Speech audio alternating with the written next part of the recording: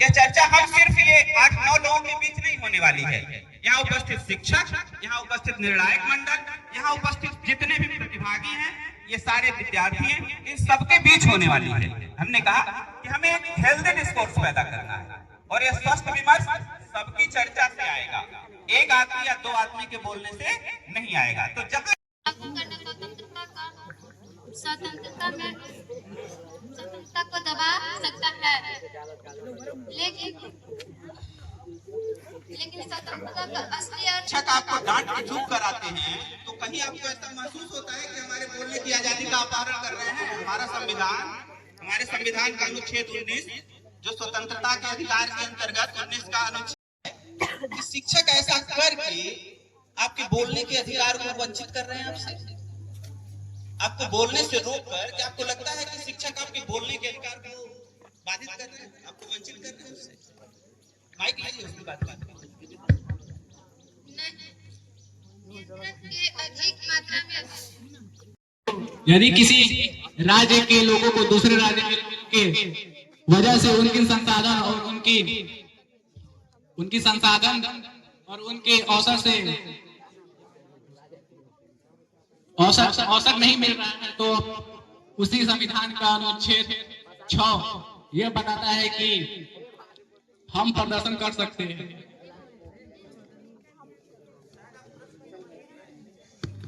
प्रश्न एक बार मैं पुनः कहना चाहूंगा कि हमें पूरे भारत में कहीं जाके अपनी जीविका प्राप्त करने की, रहने की, बसने की, घूमने की आजादी है, लेकिन जब भी आप देखें कि हम उत्तर भारतीय दक्षिण में जाते हैं, पूर्वोत्तर चाहेंगे, तो सबसे पहले हम पटेल हाउस से बात करना शुरू करेंगे।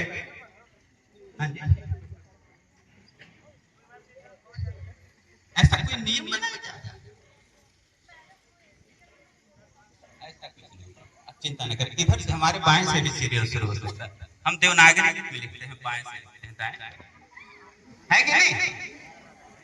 तो सबसे पहले हम पटेल हाउस से यह जानना चाहेंगे, तो कोई कंप्यूटर काम कर पाएगा? तो हमारा कल्चर बेटा जो ज्यूरीज बैठे उसको सुरक्षित रखना अनिवार्य है। अगर वो सुरक्षित नहीं रहा तो ना हमारा संविधान छोटा हो जाएगा, नहीं और हट जाएगा ना, कोई दंड संहिता या हमारा कोई भी दस्तावेज काम कर पाएगा। हम इसी विषय पर आगे बढ़ना चाहेंगे, थोड़ी सी चर्चा आगे बढ़ाई जाए। आप सब लोगों ने, आपसे हमारी बात होना चाहिए, क्या नाम है? कलाम हाउस। आप ट्रेन से यात्रा करती होंगी, करती है कि नहीं करती? ट्रेन से आप यात्रा करती होंगी, बस से आती होंगी, रोड पर आप आती होंगी। आपने देखा होगा कि लोग समूह बनाकर भीड़ में यात्रा करते हैं और जो अन्य यात्री उसी में यात्रा कर रहे होते हैं, या रोड पर आप ही चलते हो 4-5 बच्चे तो आधा रोड ऐसे घेर लेते हो और बीच में पतली सी गली छोड़ देते हो, अफसर जी अपने कार निकाल के दिखाएं। ऐसी दशा होती है कि नहीं होती है? हाँ जी। तो रोड पर चलने के लिए, ट्रेन में चलने के लिए, बसों में चलने के लिए, बाजार में चलने के लिए आप लोगों का यह तर्क रहता है कि स्वतंत्र देश के 180 देश में भारत 191वें नंबर पर अभी आ चुका है। पिछले बार जब इसकी गणना हुई थी तो भारत 159वें नंबर पर था। उससे पिछले बार भारत 161वें नंबर पर था। तो भारत ने मीडिया की स्वतंत्रता में कुछ न कुछ सुधार किया है, बहुत अच्छी बात है। लेकिन और हम यह भी खुश हो सकते, बात तो भी खुश हो सकते हैं कि पाकिस्तान भी हमसे पीछे है, लेकिन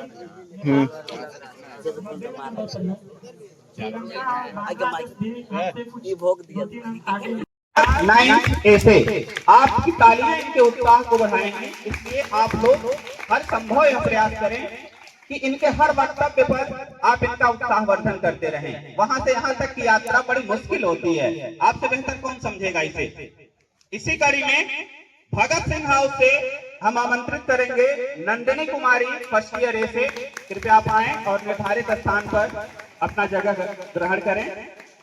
और फर्स्ट ईयर सी से अभय तिवारी फर्स्ट ईयर सी से।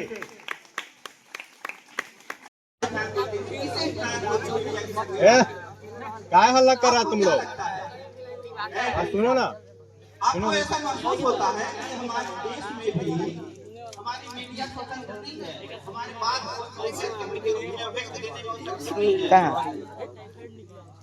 इस पर मेरी यह राय है कि हमारे देश में जो मीडिया है वो उतनी तो स्वतंत्र नहीं है जितनी होनी चाहिए, और कुछ हद तक ये बात सही है कि वो स्वतंत्र है।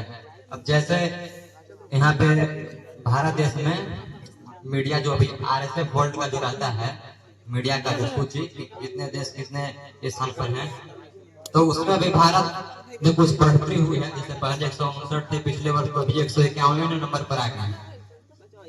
तो इससे हमें खुशी होनी चाहिए कि मीडिया हमारे देश में स्वतंत्रता में कुछ बढ़ोतरी की है। लेकिन मीडिया अभी उतनी तरह स्वतंत्र नहीं है जैसे कि आम नागरिक के विचार को तो अभिव्यक्त नहीं करने पाते, जितने की पॉलिटिक्स के दबाव पर या फिर सरकार के उस पर दबाव चलते हैं, या कभी जो ना समर्थन करते हैं, जो ना विरोध संतुलन बनाए रखते हैं, तो बहुत संतुलन वाली जो मीडिया होती है बहुत अच्छी होती है। लेकिन समर्थन और विरोध वालों में विरोध करने वाला मुझे बहुत अच्छे लगते हैं। इससे सरकार पर एक जिम्मेदारी आती है, लोकतंत्र व्यवस्था में सरकार पर एक जिम्मेदारी आती है, तो बहुत अच्छा होता है।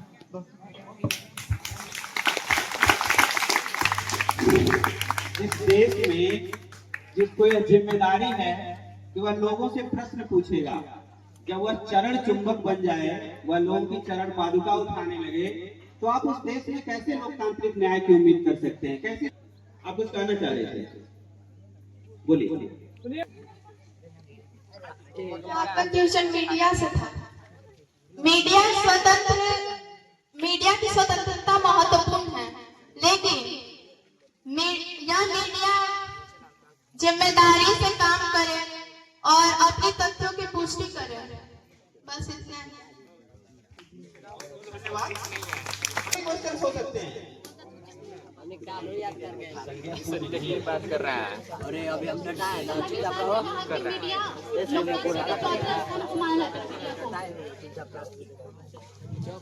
लेकिन वास्तविकता में इनकी स्वतंत्रता पर सवाल उठते रहते हैं, जिसमें हमें भारत में कहीं भी जाकर बसने, अपनी जीविका चुनने, उसे प्राप्त करने का अधिकार है।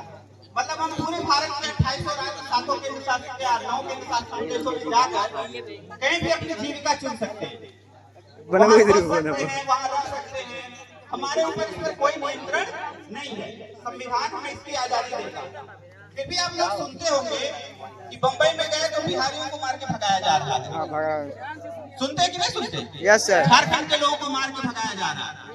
हर राज्य में अपने राज्य के लोगों को प्रश्रय देने के लिए बाहर के राज्य से आए हुए लोगों को कभी मार कर उनके साथ हिंसक व्यवहार तक कर दिया जाता है। उनका विरोध होता है, तमाम सारे ऐसे स्लोगन्स उनके घरों पर लगाए जाते हैं, उनको मानसिक और शारीरिक रूप से प्रताड़ित भी करने का प्रयास किया जाता है। ऐसे में आपको क्या लगता है कि हम भारतवासी एक संघीय राष्ट्र की तरह काम कर पा रहे हैं? क्या हमारे अनुच्छेद 19 की यह स्वतंत्रता सच्चे अर्थों में हमें प्राप्त हो रही? लेकिन इसमें किसी धार्मिक भावना या फिर किसी जाति, किसी धर्म को ठेस पहुंचाने चाहिए। अपनी बात को हम रख सकते हैं। हम आपसे वाक और अभिव्यक्ति की स्वतंत्रता की परिभाषा नहीं पूछ रहे, न हमारे विद्यार्थी यह जानने को उत्सुक हैं वाक और अभिव्यक्ति की स्वतंत्रता के संबंध में संविधान क्या कहता है। हम किताब में पढ़ के जान लेंगे, लेकिन जब हमारे क्लास में हमारे साथ ऐसा होता है तो हमें कैसा लगता है? आप विद्यार्थी हो, आपको जब हम डांटते हैं, जब आपको चुप कराते हैं, आपको कुछ महसूस होता होगा ना। आप उस अभिव्यक्ति को दीजिए, आप जैसा फील करते हैं उसे बताइए, उसके हिसाब से हम अपनी चीजों को रेगुलेट करेंगे। मैं इसके बारे में बोलना चाहता हूँ कि अगर शिक्षक हमें इसके बारे में अगर कुछ डांटते या फिर कुछ करते हैं तो उसमें कुछ ना कुछ हमारी गलती होगी। अगर वो गलती नहीं है तब वो बात गलत है। अगर उसमें स्कूल के नियंत्रण या फिर कानून में से कुछ भी अगर हम डिसिप्लिन मेंटेन नहीं करते हैं, उसके प्रति अगर हमें शिक्षक डांटते हैं तो वो गलत नहीं है। लेकिन अगर ऐसे ही हमें शिक्षक डांटते हैं, हमने कुछ उनका नियंत्रण और स्कूल का कुछ कानून नहीं तोड़ा, और हाँ स्कूल का कुछ कानून नहीं तोड़ा और हमें शिक्षक डांटते हैं तब वो गलत है। मैं अपने बात को इतना ही बोलना चाहूंगा। समानता उसी में से एक है, न्याय उसी में से एक है, बंधुत्व उसी में से एक है। हमारे संविधान की प्रस्तावना के प्रत्येक शब्द आज चर्चा के साथ साथ उनके ऊपर प्रश्नवाचक चिन्ह उठाए जा रहे हैं। वहाँ जाएंगे तो हमने सोचा कि क्यों न एक ऐसा प्रयास किया जाए कि अपने विद्यार्थियों के बीच ऐसा विमर्श उपस्थित किया जाए जहां हमारे विद्यार्थी इन पर बात करें, इन पर विचार करें और आपसी चर्चा से इनके सही अर्थों को, इसके सही औचित्य को आत्मसात कर पाए, जिससे यहाँ से निकलने के बाद जब वह वास्तविक जीवन में प्रवेश करें तो इन सारी चीजों के प्रति उनके मन में एक स्पष्ट नजरिया हो, एक स्पष्ट दृष्टिकोण हो। आज समाज में सबसे अधिक समस्या इसीलिए है कि किसी विषय पर हमारा एक स्पष्ट दृष्टिकोण नहीं है। कुछ लोगों के कहे अनुसार, कुछ लोगों के बताए अनुसार हम अपना आचरण कर रहे हैं। हम खुद यह प्रयास नहीं कर रहे कि किसी विषय की मूल भावना को समझें। अगर भारतीय इस 79 वर्षों से इस पर काम किए होते, अपने आजादी के हर मूल्यों पर अपने स्तर से विचार किए होते, तो आज एक ऐसी पर्याप्त समझ विकसित हो गई होती कि कोई हमें दंगे के लिए नहीं उकसा पाता, कोई हमें धर्म, जाति, संप्रदाय, लिंग, वंश के नाम पर एक दूसरे के खिलाफ खड़ा नहीं कर पाता। लेकिन हुआ क्या कि हमने इसके विरुद्ध एक हेल्दी डिस्कोर्स नहीं पैदा किया। हम इन विषयों पर कभी एक स्वस्थ चर्चा आयोजित नहीं कर सके। और जब तक समाज में इन महत्वपूर्ण विषयों पर हर व्यक्ति एक स्वस्थ चर्चा नहीं करेगा, जब तक एक स्वस्थ विमर्श, एक स्वस्थ बहस उपस्थित नहीं होगी, तब तक असंभव है कि हम एक स्वस्थ लोकतंत्र और एक नाम उपस्थित किए गए हैं। मैं उन सब लोगों को बारी बारी से आमंत्रित करना चाहूंगा। सबसे पहले गांधी हाउस से शुभम राज 12th A, आप ताली बजाकर इनका स्वागत करें। हम आग्रह करेंगे कि वह आए और अपने निर्धारित स्थान पर अपना स्थान ग्रहण करें। शुभम राज 12th A, गांधी हाउस से ही दूसरा नाम है अतुल कुमार तिवारी 10th A से। आप लोग जोरदार तालियों से इनका स्वागत करें। इसी कड़ी में पटेल हाउस से जो उनका प्रतिनिधित्व कर रहे हैं आज की चर्चा में, अर्चना गुप्ता 2nd ईयर A से। कृपया आप मंच पर उपस्थित हों और अपना स्थान ग्रहण करें।